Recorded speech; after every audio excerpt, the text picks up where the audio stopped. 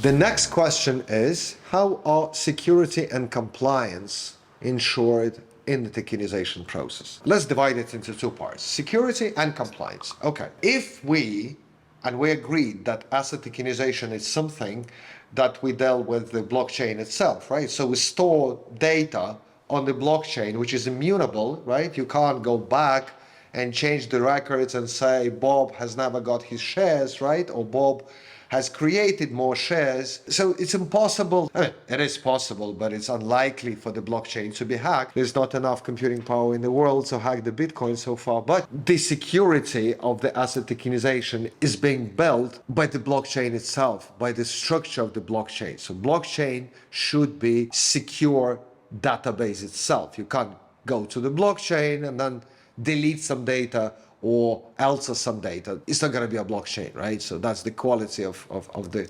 decentralized ledger itself. So that's the secure part. The ledger is the security itself. Look at the banks, right? You may store your US dollars in a bank. Nobody knows where exactly they are, right? There's all hidden. And then at some point you come to the bank and say, okay, where's my money? And they say, no, there's no more money. Why? What's wrong? It's not transparent. And that's why some people are losing money in the banks. There's no more, right? Why?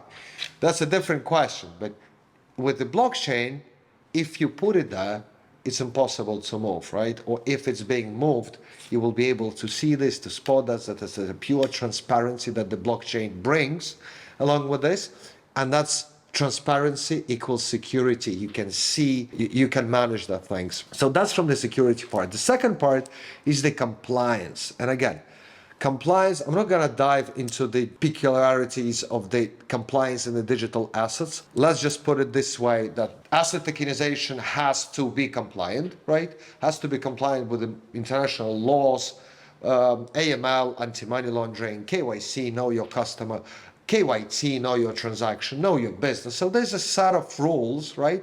How we move funds around the globe. And of course, tokenization is something that has to be compliant with those rules.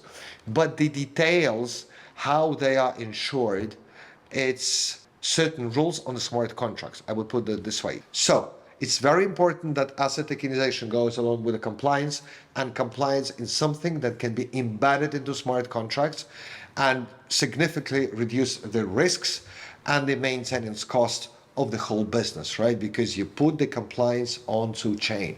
Thank you.